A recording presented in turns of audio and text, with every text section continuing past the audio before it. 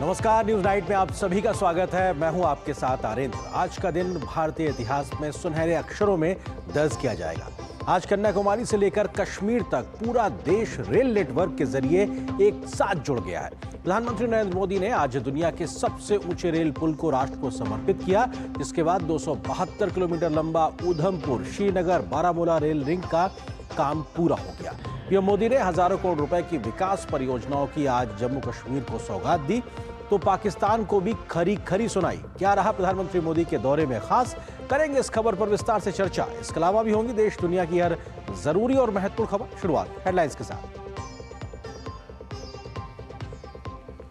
Operation सिंदूर के बाद पहली बार जम्मू कश्मीर पहुंचे पीएम मोदी। पाकिस्तान पर बरसे, कहा उनकी बनाई आतंकी इमारतों को हमने कुछ ही मिनटों में किया खंडहर। पाकिस्तान जब भी ऑपरेशन सिंदूर का नाम सुनेगा, उसे अपनी शर्मनाक शिकस्त याद आएगी।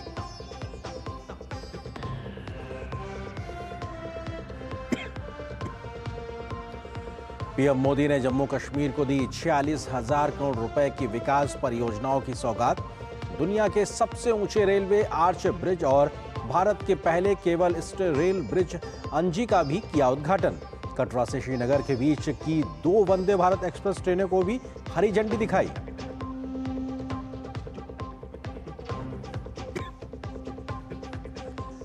वक्फ संपत्तियों के रजिस्ट्रेशन के लिए सरकार ने लॉन्च किया केंद्रीय पोर्टल उम्मीद। सभी वक्फ प्रॉपर्टीज को 6 महीने के अंदर कराना होगा रजिस्ट्रेशन। किरण रिजिजू ने कहा, यह करोड़ों गरीब लोगों की जिंदगी को फायदा पहुंचाने के लिए बड़ा कदम।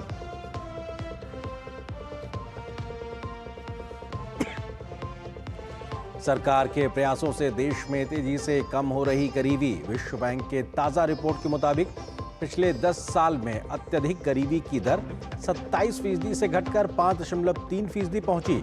अत्यधिक गरीबी में रहने वालों की संख्या 344 मिलियन से घटकर करीब 75 मिलियन हुई।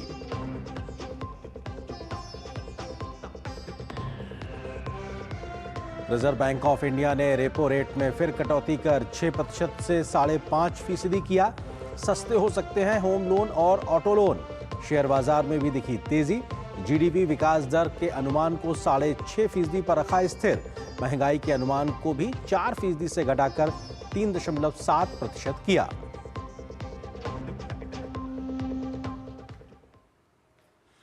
छह मई की बात अगर की जाए, जो पिछले महीने 6 मई को शुरू हुए ऑपरेशन सिंदूर के 1 महीने के बाद प्रधानमंत्री नरेंद्र मोदी आज जम्मू कश्मीर पहुंचे तो पाकिस्तान को खरी खरी सुनाई। पीएम मोदी ने कहा कि पाकिस्तान ने पहलगांव में इंसानियत और कश्मीरियत पर वार किया था, लेकिन भारत के जवाब के बाद पाकिस्तान कभी अपनी शर्मनाक हार को नहीं भूल पाएगा। पीएम मोदी ने कहा कि पाकिस्तान ने वर्षों में जिन आतंकी इमारतों को बनाया था, उसे भारतीय सेना ने मिनटों में ध्वस्त कर दिया। पीएम मोदी ने राज्य के विकास को लगातार तेजी से आगे बढ़ाने की प्रतिबद्धता को भी दोहराया है। आप सबसे नरेंद्र मोदी का वायदा है, मैं यहां विकास को रुकने नहीं दूंगा। यहां के नौजवानों को सपने पूरा करने से कोई भी बाधा अगर रुकावट बनती है तो उस बाधा को पहले मोदी का सामना करना पड़ेगा।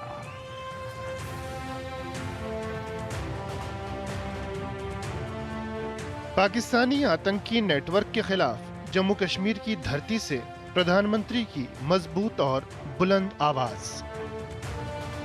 पाकिस्तान पर कटाक्ष करते हुए पीएम ने कहा कि उसने पहलगाम में इंसानियत और कश्मीरियत दोनों पर वार किया था। दंगे भड़काना और जम्मू कश्मीर में लोगों की रोजी रोटी छीनना पाकिस्तान की असल मंशा थी। पीएम ने पहलगाम हमले में मारे गए कश्मीरी युवा आदिल का भी जिक्र किया। पाकिस्तान की साजिश के खिलाफ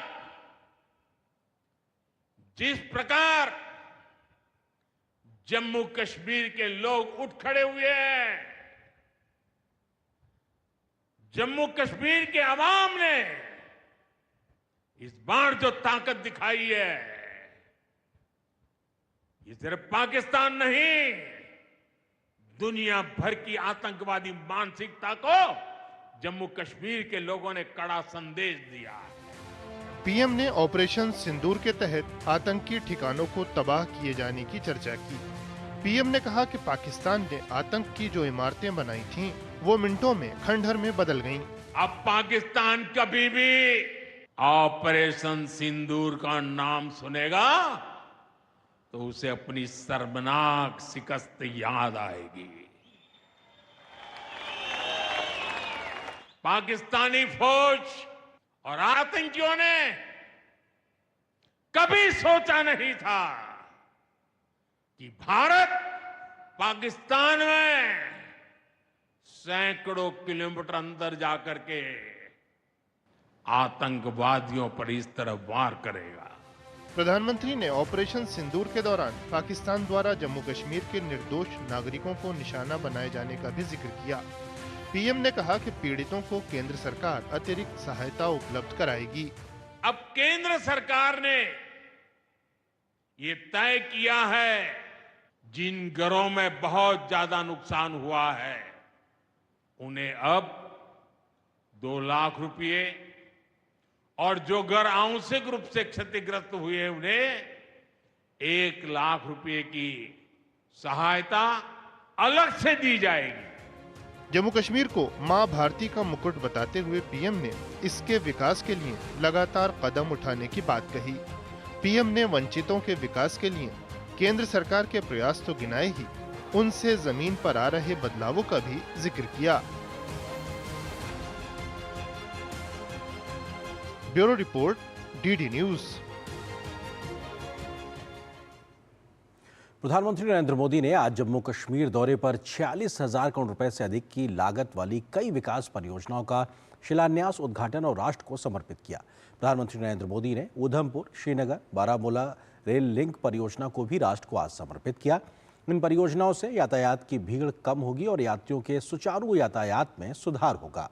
प्रधानमंत्री ने कटरा में 350 करोड़ रुपए से अधिक की लागत वाले Shri Mata Vaishno Devi institute of medical excellence की आधारशिला भी रखी। यह रियासी जिले का पहला मेडिकल कॉलेज होगा जो इस क्षेत्र में स्वास्थ्य सेवा के बुनियादी ढांचे में महत्वपूर्ण योगदान देगा।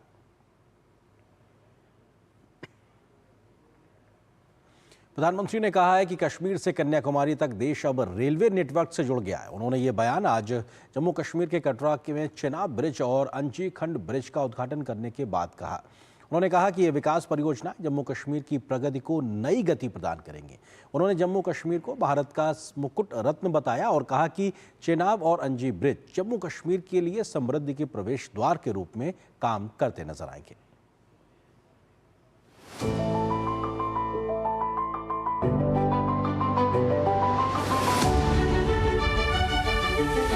माता वैष्णो देवी के आशीर्वाद से आज वादी कश्मीर भारत के रेल नेटवर्क से जुड़ गई। मां भारती का वर्णन करते हुए हम श्रद्धा भाव से कहते आए हैं, कश्मीर से कन्याकुमारी ये अब रेलवे नेटवर्क के लिए भी हकीकत बन गया है। अभी कुछ देर पहले ही मैं चिनाब और अंजी ब्रिज से होकर आपके बीच आया। इन पुलों पर चलते हुए मैंने भारत के बुलंद इरादों को, हमारे इंजीनियर्स, हमारे श्रमिकों के हुनर और हौसले को जिया है। चिनाब ब्रिज दुनिया का सबसे ऊंचा रेलवे आर्च ब्रिज है। लोग फ्रांस में, पेरिस में एफिल टावर देखने के लिए जाते हैं और ये ब्रिज एफिल टावर से भी बहुत ऊंचा है। अब लोग चिनाब ब्रिज के जरिए कश्मीर देखने तो जाएंगे ही, ये ब्रिज भी अपने आप में एक आकर्षक टूरिस्ट डेस्टिनेशन बनेगा। हमारा अंजी ब्रिज भी इंजीनियरिंग का बेहतरीन नमूना है। ये भारत का पहला केबल सपोर्टेड रेलवे ब्रिज। ये दोनों ब्रिज सिर्फ ईंट, सीमेंट, स्टील और लोहे के ढांचे नहीं हैं।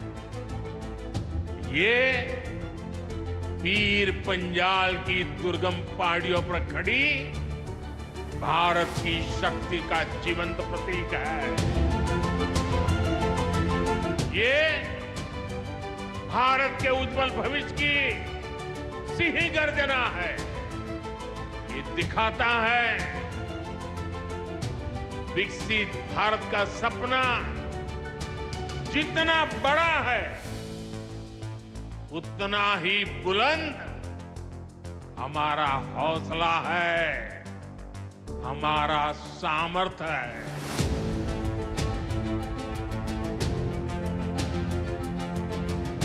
और ये भी हकीकत है, जितने अच्छे काम है ना वो मेरे लिए ही बाकी रहे। ये हमारी सरकार का सौभाग्य है कि इस प्रोजेक्ट ने हमारे कार्यकाल में गति पकड़ी और हमने इसे पूरा करके दिखाया। ये प्रोजेक्ट पूरा करना मुश्किल था, चुनौतीपूर्ण था, लेकिन हमारी सरकार ने चुनौती को ही चुनौती देने का रास्ता चुना है।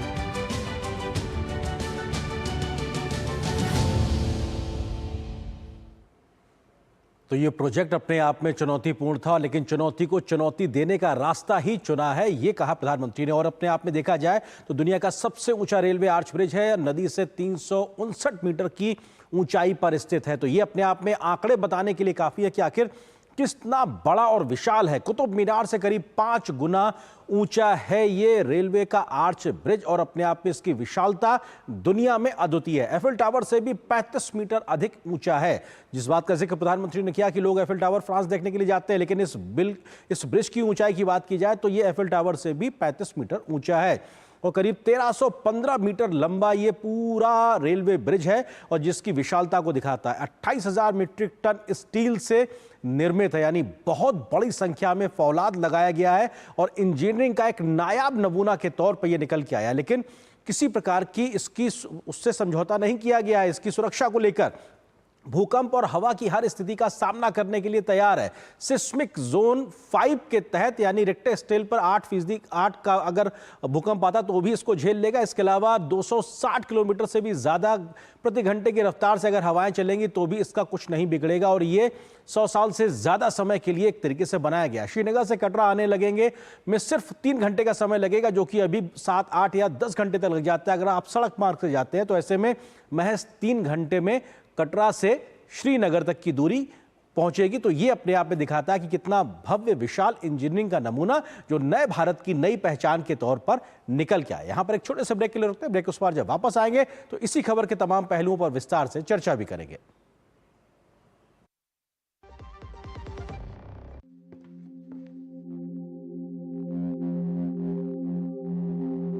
जब हम स्कूल से आते थे तो केवल खाली डब्बा और किताबों का बोझ लेकर, और ये देखो आज के बच्चे स्कूल से इनोवेशन लेकर घर आते हैं। इस नए भारत ने बचपन से ही इनोवेशन का कल्चर देखा है। यही बनाएगा पीएम मोदी के सपनों का विकसित Bharat. Do you feel conscious while smiling? Say goodbye to your worries because an orthodontist can help you feel confident. Be it a child, a teenager or even a working professional, braces and aligners can help you get that stunning smile. Consult your nearest orthodontist. To learn more, visit the Indian Orthodontic Society's website, bracesspecialists.com. मेरी पसंद, मेरी पसंद, मेरी पसंद, मेरी पसंद, हमारी पसंद। हम सबकी पसंद। मजबूत देश का मजबूत सरिया हो गया स्टील। जो लक्ष्य चुना था समझ आने लगा है। जीएलए यूनिवर्सिटी, उच्च लक्ष्य की निश्चित प्राप्ति। जब घोष बाबू को किस्मत ने जोर से टक्कर मारी, 1,60,000 का बिल आया, पर उनका चेहरा खिलखिलाया। हाँ, क्लेम भी अप्रूव हो गया। ताड़ाताड़ी। कार इंश्योरेंस लेना महंगा नहीं होता है, नहीं लेना महंगा पड़ सकता है। वाह घोष बाबू, अच्छा किया इंश्योरेंस लिया। विभाग अनेक, कंप्लेंट बॉक्स 1। किसी भी सरकारी दफ्तर, विभाग या बैंक से जुड़ी शिकायत के लिए pgportal.gov.in पर जाएं, रजिस्टर करें, संबंधित विभाग चुनें, शिकायत दर्ज करें और ट्रैकिंग आईडी नोट करें। एसएमएस या ईमेल पर एक्नॉलेजमेंट पाएं और शिकायत का जवाब सीधे मंत्रालय से प्राप्त करें। अब तक 1,12,00,000 से अधिक भारतीयों ने भरोसा जताया। सीपी ग्राम्स, आपकी हर शिकायत का हल। अभी शिकायत दर्ज करें pgportal.gov.in।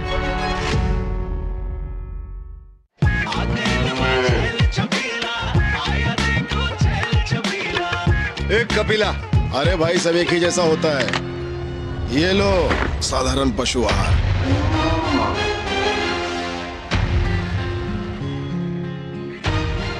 इस देश की हर माँ, बच्चे, बूढ़े, जवान, खिलाड़ी, डॉक्टर, इंजीनियर, सबको गाय भैंस की दूध की शक्ति पर भरोसा है। पर जब इन पशुओं को कपिला पशु आहार मिलेगा, तभी तो दूध सिर्फ ज्यादा ही नहीं, शक्ति से भरपूर भी होगा।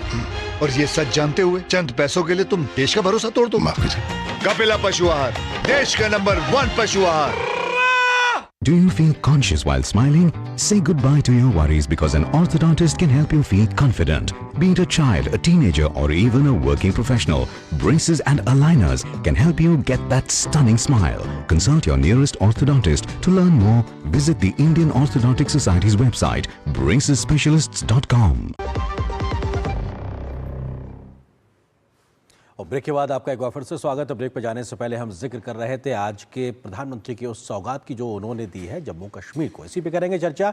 इससे जुड़ा है हमारा आज का विशेष, पीएम की कश्मीर को सौगात, पाकिस्तान को फटकार, क्योंकि उन्होंने पाकिस्तान को खरी खरी भी सुनाई है, ऑपरेशन सिंदूर का भी जिक्र किया है। इस खबर पर बात करने के लिए 2 खास मेहमान इस वक्त मेरे साथ मौजूद हैं। प्रोफेसर दीपांकर सेन गुप्ता, अर्थशास्त्री हैं, जम्मू यूनिवर्सिटी से हमारे साथ में जुड़ रहे हैं। इसके अलावा वरिष्ठ पत्रकार शेखर अय्यर जी, आप दोनों का स्वागत है। प्रोफेसर सेन गुप्ता, शुरुआत आपसे, क्योंकि आज का बहुत बड़ा ऐतिहासिक दिन है। कन्याकुमारी से लेकर कश्मीर तक रेल नेटवर्क से जुड़ गया। इस ऐतिहासिक उपलब्धि को जो क्षेत्र के लोग हैं, जम्मू के लोग हैं, कश्मीर के लोग हैं, उनके लिए किस प्रकार से एक बड़ा परिवर्तन आने वाला है, क्योंकि आप वहां रहते हैं, इसको बेहतरी से बता पाएंगे।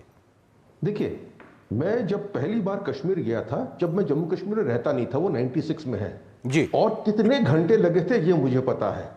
2005 से मैं काम कर रहा हूं और देख रहा हूं कि 2005 में कितना टाइम लगता था और 10 साल बाद किस रफ्तार से वो जो समय था वो कम होता जा रहा है। और ये तो 3.5 घंटा हमने कभी सोचा ही नहीं था। देखिए, सबसे बड़ी बात है जम्मू कश्मीर के लिए कि ये इतना देर क्यों आया, और देर आया दुरुस्त आया, और ऐसी तरह से आया है कि लगता है कि जम्मू कश्मीर अब भारत से पूरी तरह से जुड़ चुका है। इससे आप पता है 5 साल पहले कुछ चीजें हुई थी, उसके तहत वो तो राजनीतिक और वो संवैधानिक था जी। पर इंफ्रास्ट्रक्चर की बात जो है ना, जो आप रास्ते, रेलवेज वगैरह से जब आप जम्मू कश्मीर को देश से जोड़ते हैं, वो असली जोड़ है, वो बहुत अहम है। और मुझे लगता है कि ये एक बहुत खुशी के दिन है।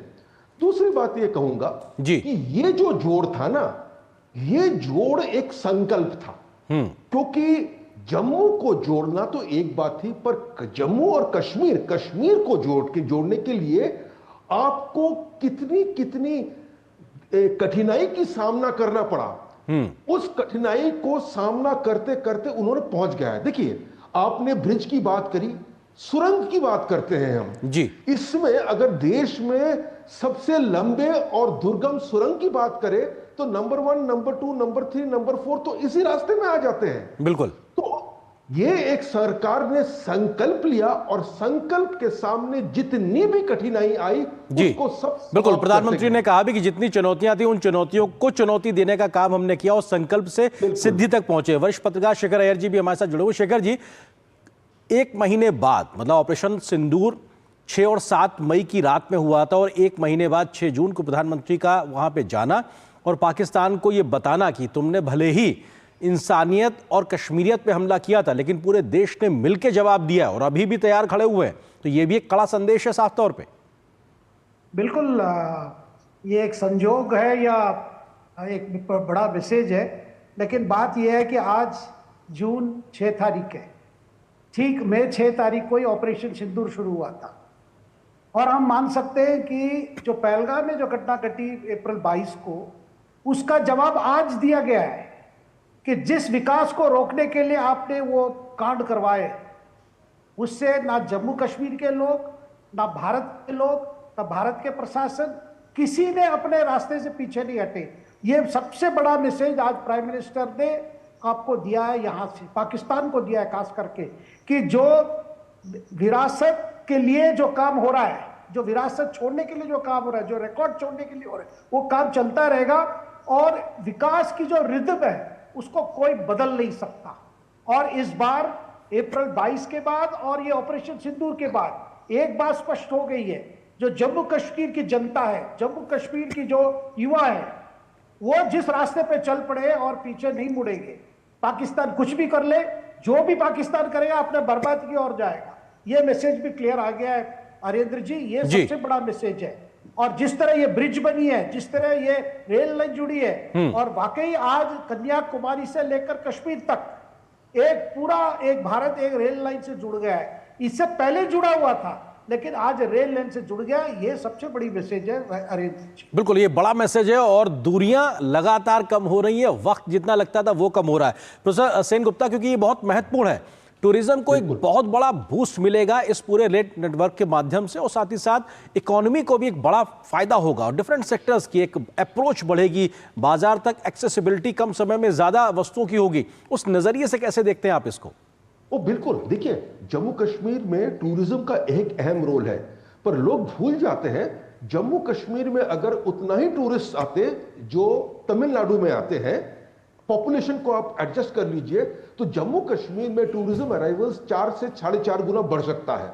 अब देखिए, वैली जाने के लिए या जम्मू आने के लिए सभी प्लेन पकड़ नहीं सकते, और आप जैसे चीफ मिनिस्टर साहब ने कहा, यहां पे जब बारिशें होती है, क्योंकि एक फ्रेजाइल इलाका है, जब भी लैंडस्लाइड होती है तो आपका प्लेन फेयर्स कई गुना बढ़ जाता है। अब ट्रेन आया है, ट्रेन इनसे उतना प्रभावित नहीं होंगे, तो अगर यहां पे ट्रेन की संख्या बढ़ेगी तो यहां पे जो अराइवल्स है वो आराम से बढ़ जाएगा, नंबर 1। नंबर 2, सब जो प्लेन के अराइवल्स है वो हमेशा श्रीनगर में लैंड करते हैं, श्रीनगर से उधर जाते हैं, बट ट्रेन से अगर जाते हैं तो वैली में, जम्मू में बहुत जो सीनिक स्पॉट्स है वहां पे टूरिस्ट डायरेक्टली जा सकते हैं और इसकी अहमियत को कम नहीं किया जा सकता है। तीसरी बात, ट्रांसपोर्टेशन। जम्मू पूरे देश में फल बेचता है, आपने सुना होगा 1 तारीख से कटरा से 24 टन चेरी मुंबई भेजा गया जी। ये एक संकेत है कि हमारे यहां से जो फ्रूट निकलता है एट हाई कॉस्ट निकलता है, अब एट लोअर कॉस्ट और हायर स्पीड से पूरे देश में पहुंच जाएगा। तो इकोनॉमी के लिए अगर देखते हैं, हॉर्टिकल्चर में ट्रांसपोर्टेशन कॉस्ट कम करेगा और टूरिज्म में जो टूरिस्ट अराइवल्स है इसको मैसिवली बढ़ाएगा। बहुत सारे लोग जो जम्मू जाने के लिए 2-3 बार सोचते थे, अगर ट्रेन आ रहा है तो वो आराम से ट्रेन से आ पाएंगे। बिल्कुल, एक बहुत आम आदमी के एक तरीके से चलने का रास्ता होता है, वो ट्रेन के माध्यम से होता है, उसका बड़ा फायदा मिलता है। शेखर जी, सवाल ये है कि टूरिज्म बढ़ेगा, इकोनॉमी को बूस्ट मिलेगा, लेकिन एक पॉइंट ये भी है कि हमारे जो सुरक्षा बल हैं, जो सिक्योरिटी फोर्सेज हैं, उनकी भी एक्सेसिबिलिटी कम समय में ज्यादा इलाकों तक पहुंचेगी। उस लिहाज से, सुरक्षा लिहाज से और रणनीतिक लिहाज से भी ये बहुत महत्वपूर्ण है अपने आप में। बिल्कुल देखिए, आपने देखा होगा पिछले 10 साल में बॉर्डर को कनेक्टिविटी बढ़ाने के लिए बहुत बड़े प्रोजेक्ट्स लिए गए, वो अरुणाचल हो या जम्मू कश्मीर हो या LOC हो, कहीं भी आप देखिए, या लद्दाख हो, सब जगह कनेक्टिविटी बढ़ाई गई है, जिसके वजह से जब हमने पिछले 2 साल देखा जब लद्दाख में चीन और भारत के बीच में एक जो प्रकार के क्राइसिस बनी थी, आपने देखा होगा कम से कम 1 लाख के सेना वहां पहुंच गए थे। ये आप यकीन नहीं कर सकते, पूरे इक्विपमेंट के साथ, टैंकों के साथ पहुंच गए थे जी। ये कनेक्टिविटी की एक बहुत बड़ी ये है, सफलता है। और इसकी दूसरी बात, जिस बात को आज प्रधानमंत्री ने वहां पे भाषण में कहा कि बॉर्डर इलाके में जो गांव हैं, जो गांव हमेशा शिकार हो जाते हैं शेलिंग में, उनके लिए सरकार क्या क्या कदम ले रही है, उनकी पुनर्निवास के लिए, उनकी मकान को ठीक करने के लिए।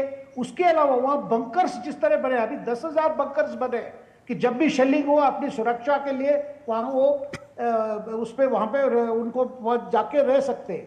तो इस तरह कई कदम लिया जा रहा है। और प्रधानमंत्री ने कहा कि भारत मानता है कि जो हमारे बॉर्डर पे जो गांव है और गांव निवासी जो है वो हमारे लिए पहले प्रोटेक्टर्स है, हमारे देश के लिए पहले वही सुरक्षा देते हैं जो बॉर्डर पे रहते हैं। तो ये एक जो मैसेज है, इसमें डेवलपमेंट है, हमारी सुरक्षा है, और एक प्रकार से भारत की जो एक कमिटमेंट है जी शांति और विकास के लिए, उस कमिटमेंट का आज का जो एक जो उत्सव है, आज का जो उद्घाटन है, एक मैसेज है। और दूसरी बात अरेंद्र जी, जैसे जम्मू कश्मीर के मुख्यमंत्री उमर अब्दुल्ला का कहना था कि एक सपना रहा है कश्मीरी युवाओं के लिए, जब से बचपन से यही था कि एक दिन ट्रेन चलेगी, पहाड़ी इलाके में ट्रेन चलेगी। और जम्मू कश्मीर, खास करके कश्मीर घाटी के लोग यही समझते हैं अगर ट्रेन देखना है तो अपने राज्य से बाहर जाना पड़ेगा। लेकिन आज वो बात बिल्कुल बदल गई, अब ट्रेन उनकी गांव होकर भी जाती है। बिल्कुल। और ये प्रधानमंत्री जी, बिल्कुल प्रधानमंत्री भी इस बात का जिक्र कर रहे थे, और सीएम ने कहा भी था कि जब वो 7th 8th में पढ़ते थे उस समय से वो उस उम्मीद में बैठे थे, और अब उनके बच्चे कॉलेज में आगे निकल गए, उस समय जाके ये ट्रेन प्रोजेक्ट पूरा हुआ। तो ये भी दिखाता है कि कितनी पुरानी एक कोशिश थी, अब जाके पूरी हुई है। प्रोफेसर सेन गुप्ता, क्योंकि बहुत महत्वपूर्ण है, आज का ही दिन नहीं बल्कि तमाम जो इंफ्रा पुश दिया जा रहा है मौजूदा गवर्नमेंट के द्वारा, आपको लगता है ये एक बड़ा एक बूस्टअप पूरा तैयार कर रहा है? लास्ट माइल कनेक्टिविटी जो इस तरह से की जा रही है, इसका फायदा आम आवाम को, जो जम्मू कश्मीर के लोग हैं, उसको आने जाने से लेकर उनकी आर्थिक गतिविधियों में बहुत तेजी से मिल रहा है, लोगों तक पहुंच बहुत आसान हुई है। बिल्कुल मिल रहा है, और अभी बहुत कार्य बाकी है। देखिए, मैं बार बार बताता हूं, जम्मू कश्मीर का पड़ोसी रियासत है हिमाचल प्रदेश।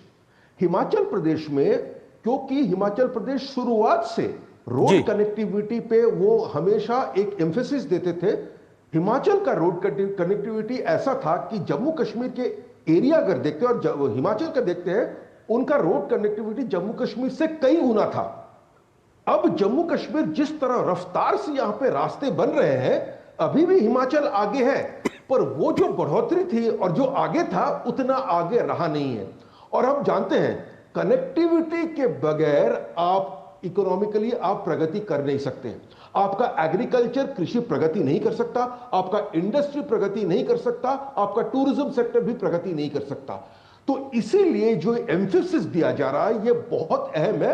और इकोनॉमिक ग्रोथ जम्मू कश्मीर में तब तक नहीं पूरी तरह से आ पाएगा जब तक ये कनेक्टिविटी की पूरी जो प्रक्रिया है ये अपनी गति पे और भी कई साल चलता नहीं हो। पर मैं एक और बात बताना चाहता हूं जो शेखर जी ने बताए थे। उन्होंने कहा था किस रफ्तार से हमारे सेना बॉर्डर में पहुंच जाते हैं।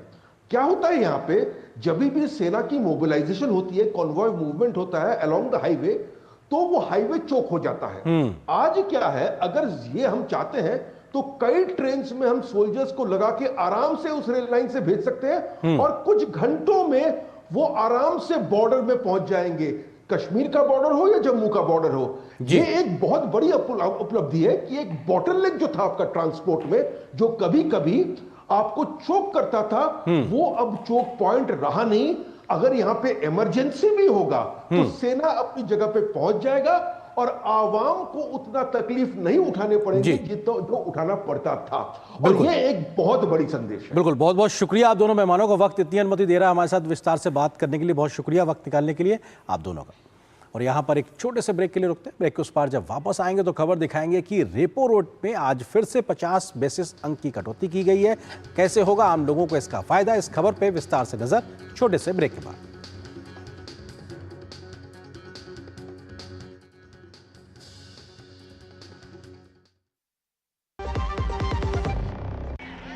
पांचवी क्लास तक हम छत पर ट्रेन या बस से गांव जाते थे।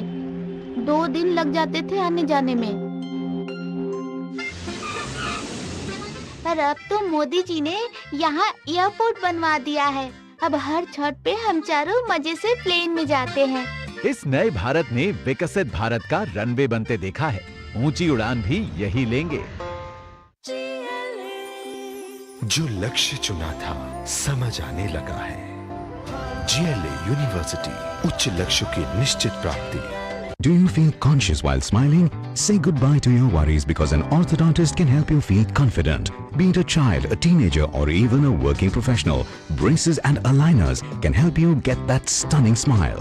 Consult your nearest orthodontist. To learn more, visit the Indian Orthodontic Society's website, bracesspecialists.com. अपन को रोज बिस्किट खिलाने वाली मेरी आंटी का जब हड्डी टूटा, हॉस्पिटल से आके पता फर्स्ट थिंग वो क्या बोला? अपन को सब कहता था हर साल हेल्थ इंश्योरेंस पे काय को पैसा उड़ाता है। अब देख 2.5 लाख का क्लेम पास हुआ है मैन। अच्छा किया इंश्योरेंस लिया। वाह, जब जब पशु आहार लेते हो 150 बचा ही लेते हो ना।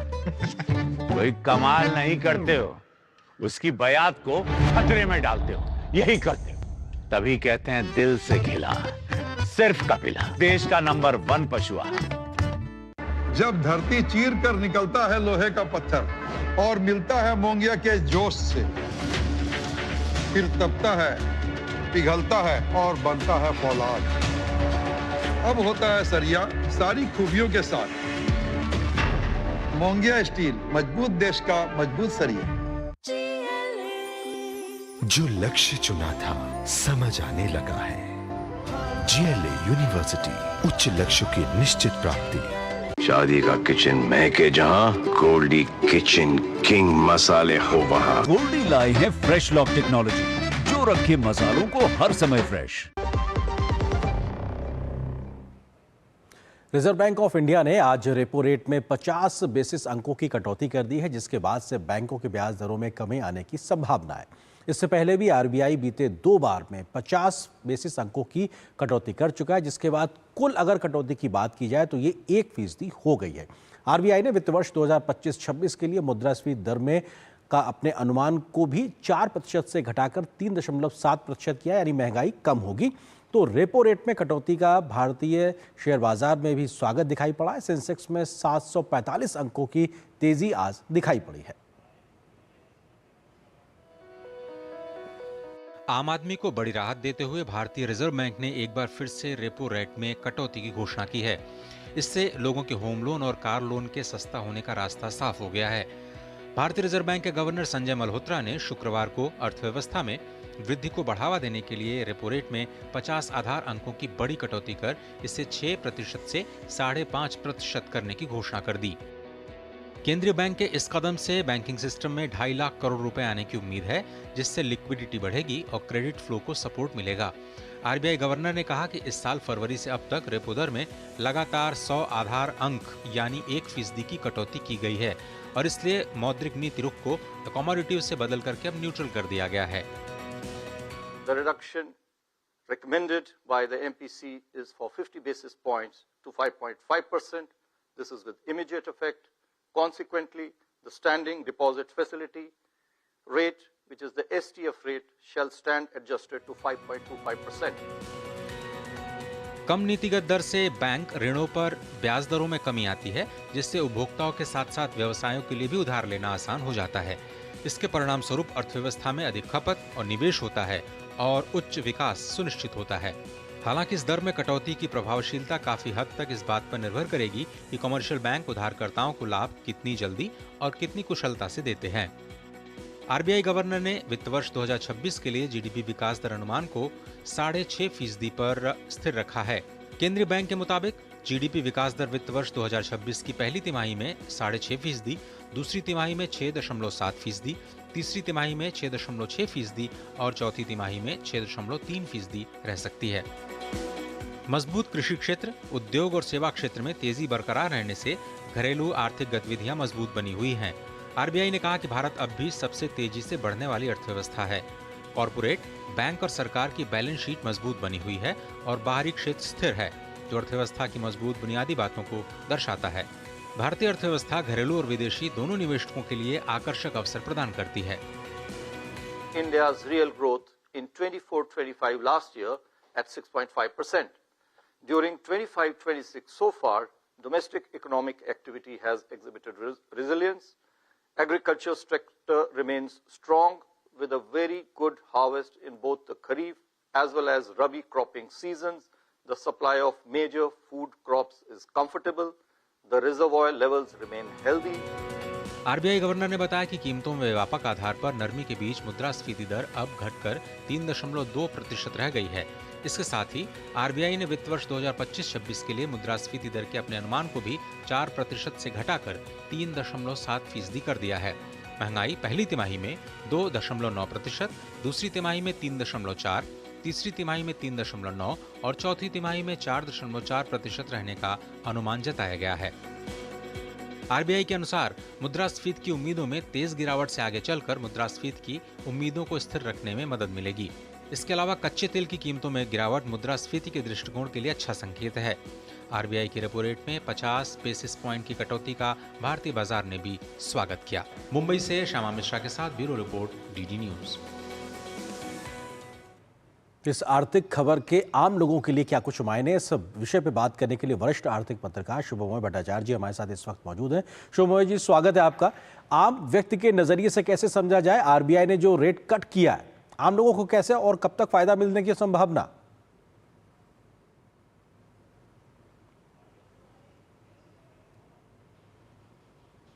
जैसे कि आरबीआई गवर्नर संजय मल्होत्रा जी ने अपने प्रेस कॉन्फ्रेंस में और अपने स्टेटमेंट में भी कहा है कि इसकी जो इफेक्ट आएंगे वो पूरी तरह से इकोनॉमी में आने के लिए second half of the year, यानी कि जिस वक्त हम मोटा मोटी सितंबर से लेकर जनवरी मार्च तक का जो सेक्शन है उस सेक्शन में इफेक्ट आएगा। और वो अच्छा ही है। क्यों?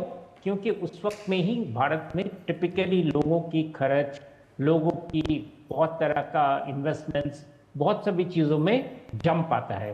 तो उस चीज़ को एंटिसिपेट करते हुए ही आरबीआई की ये जो 50 बेसिस पॉइंट रेपो कट है वो एक अच्छा प्रस्तुत करता है एक फील्ड, कि इस फील्ड पे जिसे कहते हैं हम क्रिकेट के परिभाषा में कि अच्छी तरह से बैटिंग हो सकती है।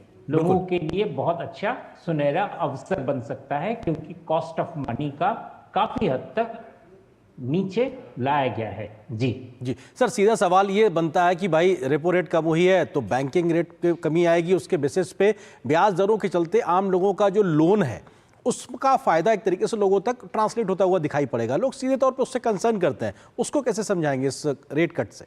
बिल्कुल, और जो आप बात कर रहे हैं बिल्कुल वही सही है कि बैंक्स के जो इंस्टॉलमेंट है वो उसकी ईएमआई या तो लंबी हो जाएंगी, यानी कि कम रेट में ही ज़्यादा दिनों तक में के अंदर में पे कर सकते हैं, या लोग पे ऑफ करके दूसरा लोन ले सकते हैं।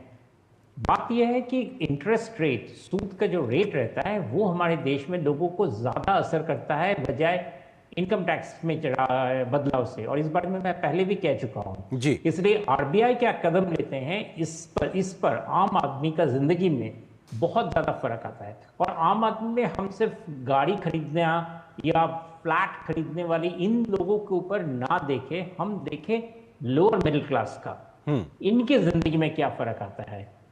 इनकी जिंदगी में इंटरेस्ट रेट की कटौती बहुत ज्यादा मायने रखती है। क्यों? क्योंकि ये लोग सैलरी पे नहीं रहते हैं, जो भी कामकाज करते हैं वो सूद में कहीं से ऋण लेकर वो काम करते हैं। इसलिए उनके लिए रेट ऑफ इंटरेस्ट कम हो जाना एक बहुत बड़ा इंपॉर्टेंट चीज है, उनके कंजम्पशन के लिए, उनके जिंदगी के हर पहलू के लिए। जी सर, आप जो ये बात कह रहे हैं जी, आप जो ये बात कह रहे हैं इस बात को मैं इस तरह से भी समझना चाहता हूं कि लगभग 2.5 लाख करोड़ रुपए बैंकिंग सेक्टर में एडिशनल आ जाएगा इस प्रकार की रेट कटौती के बाद में। ये एक आंकड़ा निकल के आया। इससे व्यावसायिक गतिविधियों में सस्ता लोन से क्या जो कॉस्ट ऑफ किसी प्रोडक्ट की होती है उसमें कमी आके महंगाई इसी प्रकार से उस पर एक लगाम भी लगेगी, उसको कैसे समझा जा सकता है?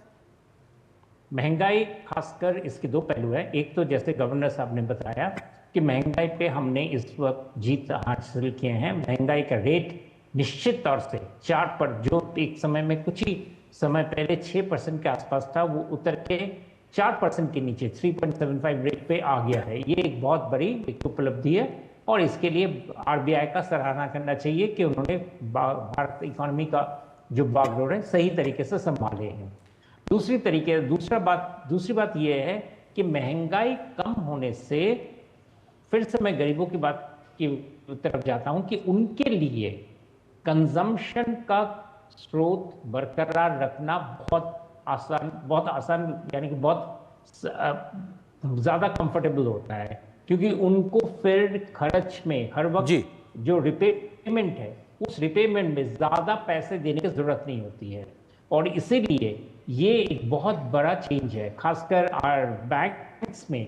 अगर आप देखें तो भारत में ज्यादातर अभी जो बैंक्स है, बैंक के साथ जो नॉन बैंकिंग फाइनेंशियल कंपनीज हैं, वो लोग जब ऋण देते हैं और वो लोग अभी ऋण देना शुरू करेंगे, बहुत सारे फेस्टिवल्स आएंगे, बहुत सारे कामकाज के लिए लोग अपना ऋण लेंगे। अभी जो ये जैसे ही मानसून का गति आगे आएगा तो कृषि क्षेत्र में फार्मर्स जाके ऋण लेंगे बीज के लिए, फर्टिलाइजर्स के लिए, उनके लिए ये बहुत बड़ा चीज बन जाता है। साथ में जो डेली वेजेस हैं बिल्कुल है कि उनके लिए ये सब चीजों का बहुत मायने बिल्कुल सस्ता लोन मिलेगा, लोग ज्यादा ले सकेंगे और ज्यादा लोन लेने से आप ज्यादा प्रोडक्शन की ओर आगे बढ़ सकते हैं। डिमांड सप्लाई जब बढ़ेगी तो अर्थव्यवस्था का पहिया घूमेगा। बहुत शुक्रिया शोमोय जी, हमारे साथ जुड़ने के लिए, इस विषय पर विस्तार से बात करने के लिए बहुत शुक्रिया आपका। यहाँ पर एक और छोटे से ब्रेक के लिए रुकते हैं। ब्रेक के उस पार वापस आके आपको खबर दिखाएंगे सेवा सुशासन के 11 साल में प्रधानमंत्री मोदी के तमाम प्रयासों से कैसे बढ़ रही है देश की अर्थव्यवस्था, कैसे मिल रहा है लोगों को लाभ। इस खबर पर विस्तार से नजर छोटे से ब्रेक के बाद।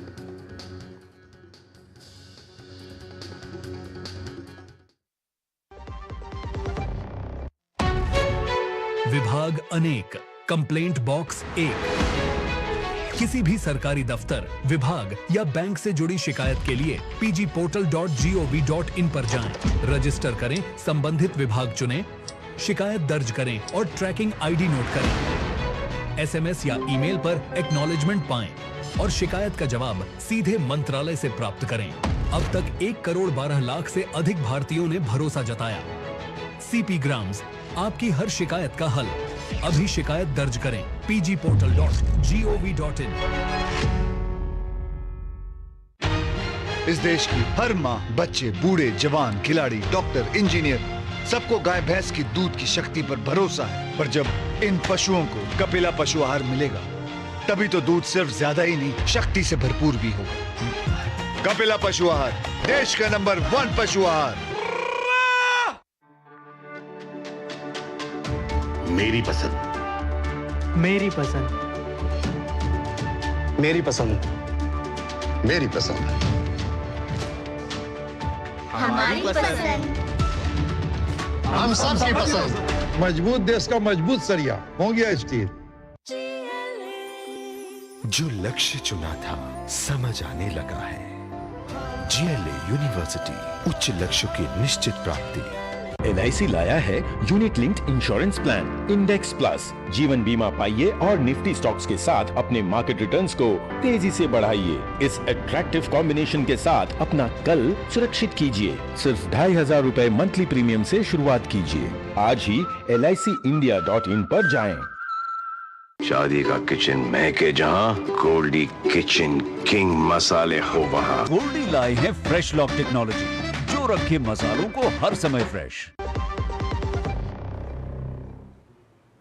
और ब्रेक के बाद अब खबर मोदी सरकार के 11 साल पूरे होने पर किस प्रकार से बदली है इन 11 वर्षों में तस्वीर, उससे जुड़ी खबर दिखाते हैं आपको।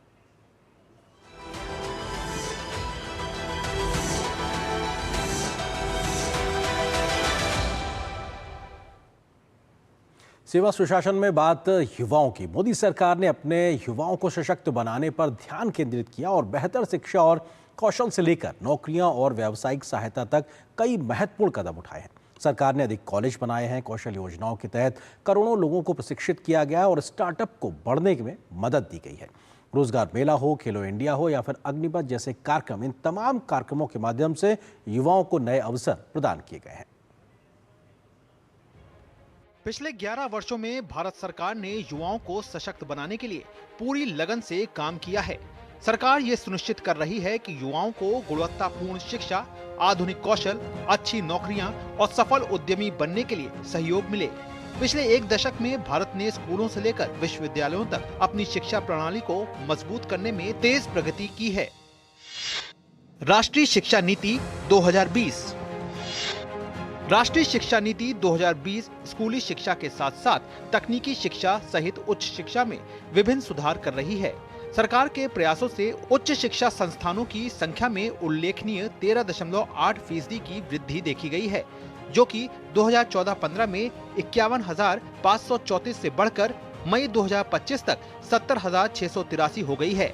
2014 में 16 भारतीय प्रौद्योगिकी संस्थान थे, जबकि मई 2025 तक कुल संख्या 23 हो गई है। 2014 में 13 भारतीय प्रबंधन संस्थान, मई 2025 तक ये संख्या बढ़कर 21 हो गई है। 2014 से एम्स संस्थानों की संख्या 7 से बढ़कर 23 हो गई है, जो प्रभावी रूप से 3 गुना हो गई है। इसके अतिरिक्त मेडिकल कॉलेजों की संख्या 387 से बढ़कर 2045 हो गई है, जो 2024 तक 1.9 लाख से अधिक मेडिकल सीटें प्रदान करते हैं। PM school for rising India योजना के तहत 14,500 स्कूलों को अपग्रेड किया जाएगा।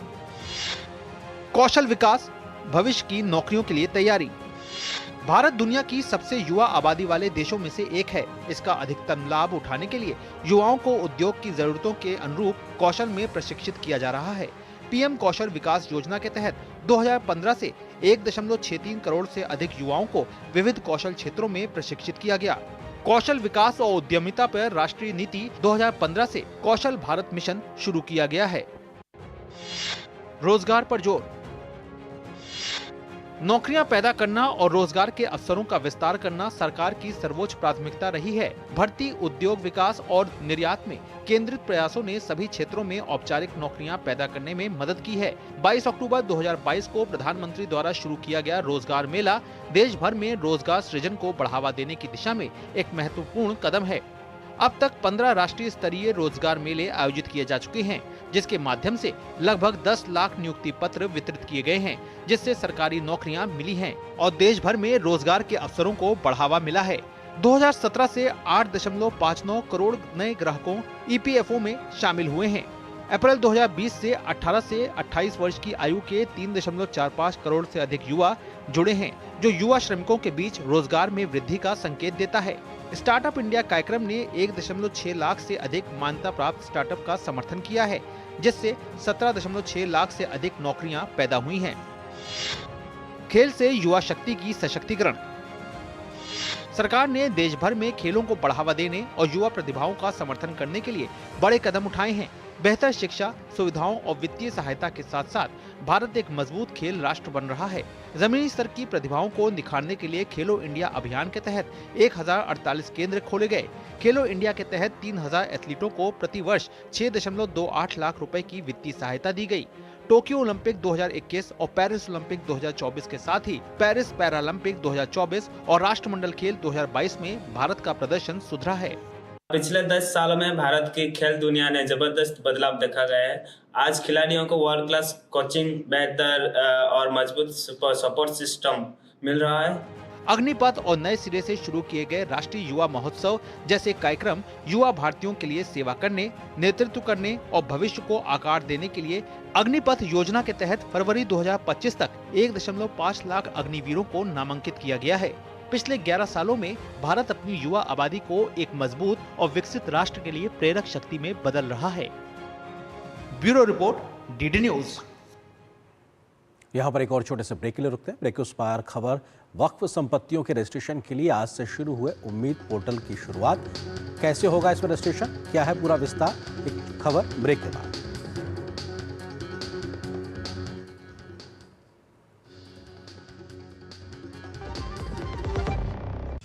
भारत को दुनिया का डिजिटल पावर हाउस बनाने का यशस्वी प्रधानमंत्री नरेंद्र मोदी का संकल्प उत्तर प्रदेश में हो रहा है फलीभूत। माननीय मुख्यमंत्री योगी आदित्यनाथ की दूरदर्शी सोच की वजह से आईटी हब के रूप में गौतम बुद्ध नगर, एआई और मशीन लर्निंग में लखनऊ, रोबोटिक्स में कानपुर एवं engineering research and development city के रूप में वाराणसी और प्रयागराज का हो रहा है विकास। 9 शहरों में सॉफ्टवेयर टेक्नोलॉजी पार्क, जेवर में 3700 करोड़ के निवेश से semiconductor unit, 7 centre of excellence, 70 incubators और 6 विभागों के माध्यम से 10 लाख लोगों का AI स्किल्ड वर्कफोर्स तैयार किया जा रहा है। महाकुंभ 2025 के अभेद्य सुरक्षा में AI के अभूतपूर्व इस्तेमाल को पूरी दुनिया ने देखा। सॉफ्टवेयर निर्यात में हुई तीव्र वृद्धि से यूपी को मिल रही है ग्लोबल IT हब के रूप में नई पहचान। काम दमदार, डबल इंजन सरकार। दीदी नौकरी लग गई। अरे वाह, बधाई हो। तो अब तो ढेर सारी शॉपिंग। हाँ दी, नया मोबाइल। अरे रुको शहजादे, सैलरी से पहले खर्चे। इंस्टेंट लोन भी तो मिलता है। पहले बजट बनाना सीखो, फिर खर्च करो। पर दी, देखो, कमाई का एक हिस्सा हमेशा बचाना चाहिए, लेकिन पार्टी देने से नहीं बचोगे तुम। हाँ दी, पार्टी मेरी, बजट तुम्हारा। अच्छा। RBI कहता है सही वित्तीय बर्ताव करे आपका बचाव। सुनो, एक अच्छी इंश्योरेंस पॉलिसी AI से पूछते हैं। एक ऐसी पॉलिसी जिसमें प्रीमियम पेमेंट हो लिमिटेड पर इनकम आती रहे लाइफ टाइम। LIC का जीवन उत्सव। एक ऐसी पॉलिसी जो दे होल लाइफ इंश्योरेंस कवर भी। LIC का जीवन उत्सव। वाओ, चलो तो LIC की जीवन उत्सव पॉलिसी ही लेते हैं। मैं भी तुमसे यही कह रही थी। LIC का जीवन उत्सव। लाइफ टाइम सेलिब्रेशन मनाइए LIC के जीवन उत्सव के साथ, फ्यूचर सेट है। शादी का किचन महके जहाँ, गोल्डी किचन किंग मसाले हो वहाँ। गोल्डी लाई है फ्रेश लॉक टेक्नोलॉजी, जो रखे मसालों को हर समय फ्रेश। जो लक्ष्य चुना था समझ आने लगा है। GLA यूनिवर्सिटी, उच्च लक्ष्य की निश्चित प्राप्ति। केंद्रीय अल्पसंख्यक कल्याण मंत्री किरेन रिजिजू और अल्पसंख्यक राज्य मंत्री जॉर्ज कुरियन ने आज उम्मीद पोर्टल लॉन्च किया है। उम्मीद पोर्टल के माध्यम से देश भर की वक्फ संपत्तियों का पंजीकरण किया जाएगा। इसके तहत अब सभी वक्फ प्रॉपर्टीज को 6 महीने के अंदर रजिस्ट्रेशन कराना अनिवार्य होगा। उम्मीद पोर्टल का मकसद वक्फ संपत्तियों के बेहतर प्रबंधन और पारदर्शिता को आगे बढ़ावा देना है। देश भर की वक्फ संपत्तियों के पंजीकरण के लिए केंद्रीय पोर्टल उम्मीद लॉन्च कर दिया गया है। उम्मीद पोर्टल पर देश भर की वक्फ संपत्तियों का रजिस्ट्रेशन किया जाएगा। इसके तहत अब सभी वक्फ प्रॉपर्टीज को 6 महीने के अंदर रजिस्ट्रेशन कराना होगा। उम्मीद का पूरा नाम है यूनिफाइड वक्फ मैनेजमेंट एम्पावरमेंट एफिशिएंसी और डेवलपमेंट। इस पोर्टल पर मोबाइल और ईमेल आईडी पर OTP के जरिए पंजीकरण किया जाएगा। सत्यापन के 3 स्तर होंगे, मेकर, चेकर, अप्रूवर। मेकर वक्फ प्रॉपर्टी का मुतावल्ली होगा, जिसे राज्यों या यूटी के वक्फ बोर्ड तय करेंगे। चेकर जिला स्तर के अधिकारी होंगे, जिसे वक्फ बोर्ड अधिकृत करेगा। प्रॉपर्टी का वेरिफिकेशन CEO या बोर्ड की ओर से अधिकृत अधिकारी ही अप्रूव करेगा। वक्फ अमेंडमेंट एक्ट का पहला सबसे बड़ा इम्प्लीमेंटेशन का प्रोसेस आज शुरू हो गया है। ये डिजिटल तरीके से सारे वक्फ प्रॉपर्टीज़ का मैनेजमेंट किस तरीके से करना है, जिसके चलते कोई दुरुपयोग ना कर सके, कोई उसको छुपा ना रख सके, ना इसको किसी तरीके से गुमराह कर सके। पूरे तरीके से ट्रांसपेरेंट तरीके से ये काम करेगा। पोर्टल लॉन्च किए जाने के मौके पर केंद्रीय मंत्री किरण रिजिजू ने कहा कि ये करोड़ों गरीब लोगों की जिंदगी को फायदा पहुंचाने के लिए बड़ा कदम है। इस पोर्टल के बारे में जागरूकता के लिए कार्यक्रमों का आयोजन किया जाएगा। राज्य सरकारों से भी सहयोग की अपील की गई है। दुनिया का सबसे ज़्यादा वक्फ प्रॉपर्टी हमारे देश में है, तो हमारे मुस्लिम समुदाय में गरीब तबके के लोग संख्या में बहुत ज़्यादा है। इसको कमी करने के लिए, इसको सुलझाने के लिए प्रॉपर वक्फ प्रॉपर्टी का मैनेजमेंट बहुत काम आने वाला है। पंजीकरण के बाद हर एक वक्फ प्रॉपर्टी के लिए 17 अंकों का ID दिया जाएगा। इसके लिए हेल्पलाइन नंबर भी जारी किया जाना है। उम्मीद पोर्टल का मकसद वक्फ संपत्तियों के बेहतर प्रबंधन के लिए पारदर्शिता को बढ़ावा देना और गरीब मुस्लिम परिवारों को फायदा पहुंचाना है। शैलेंद्र मिश्र, DD न्यूज, दिल्ली। और न्यूज नाइट के अंत में आपको छोड़ जाते कुछ और राष्ट्रीय महत्व की खबरों के साथ। फटाफट अंदाज में आप देखिए इन खबरों को। मुझे दीजिए अनुमति। नमस्कार। छत्तीसगढ़ के बीजापुर जिले के नेशनल पार्क एरिया में सुरक्षा बलों और नक्सलियों के बीच हुई भीषण मुठभेड़ में 25 लाख का इनामी नक्सली भास्कर मारा गया। मारे गए नक्सली की पहचान वरिष्ठ कैडर के रूप में हुई है। दंतेवाड़ा में चलाए जा रहे लोन वर्राटू अभियान से प्रभावित होकर 2 इनामी नक्सलियों सहित 7 माओवादियों ने आत्मसमर्पण किया है। आत्मसमर्पण करने वाले माओवादियों में से 2 पर 50-50 हजार रुपए इनाम घोषित किया गया था। केंद्रीय कृषि एवं किसान कल्याण मंत्री शिवराज सिंह चौहान उत्तराखंड के 1 दिवसीय दौरे पर हैं। केंद्रीय मंत्री ने देहरादून के रायपुर स्थित पांववाला सोडा गांव में किसान चौपाल में किसानों से संवाद किया। कृषि मंत्री विकसित कृषि संकल्प अभियान के तहत अलग अलग राज्यों के दौरे पर हैं। 15 जून को होने वाली नीट पीजी परीक्षा अब 3 अगस्त को होगी।